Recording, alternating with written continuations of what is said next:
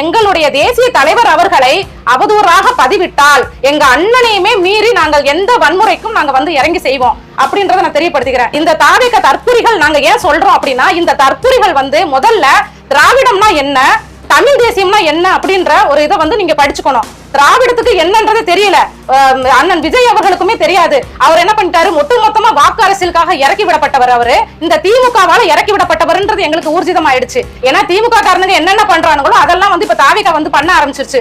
மேடை போட்டு பேசுறது, ஒருமையில பேசுறது, இந்த ஒருமையில பேசுறது, மத்தவங்க மேல வந்து ஒரு பழி போடுறது, அவதூற பரப்பி விடுறது, இதெல்லாம் திமுக தான் பண்ணிக்கிட்டு இருந்துச்சு. அப்படியாப்பட்ட திமுகவே வந்து இதுவரைக்கும் ஐயா மு கருணாநிதி அவர்களையும் சரி, ஸ்டாலின் அவர்களையும் சரி, அவர்களுடைய வழி வம்சம் எல்லாத்தையுமே நாங்க பேசி விமர்சனத்துக்கு உள்ளாக்கப்பட்டு இருந்தாலுமே எந்த கட்சி தலைவர்களாலுமே நம்மளுடைய தேசிய தலைவர் அவர்களை எந்த ஒரு இந்த மாதிரியான ஒரு குற்றச்சாட்டையுமே இந்த மாதிரியான ஒரு அவதூறையுமே வந்து பேசியது கிடையாது. அதையும் மேடை போட்டு இவர்கள் பேசுவார்கள் அப்படின்னா உங்களுக்கு எவ்வளவு ஒரு தைரியம் அப்படின்னு சொல்லிட்டு பாத்துக்கோங்க. பெரியார் அவர்களை வந்து நாங்க பேசுறது உங்களுக்கு வலிக்குது அப்படின்னா பெரியார் அவர்களை பத்தி நீங்க படிச்சுட்டு எங்களுக்கு நேருக்கு நேரு நீங்க நேர்காணல்ல உட்கார்ந்து வாதிட தயாரா நாங்க இதை கேட்டுட்டு தான் இருக்கிறோம்.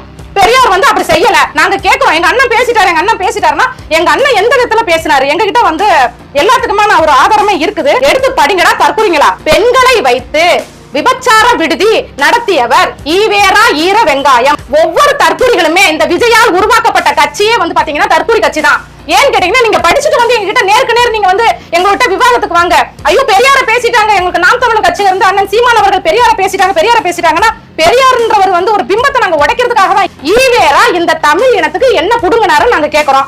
இந்த கேள்வியை நாங்க முன் வைக்கிறோம் அப்படின்னா தருதல நாய்கள் எந்த நாய்களாக இருந்தாலும் எதிர்க்க நீங்க நின்று எதிர்கருத்தை கொடுங்க.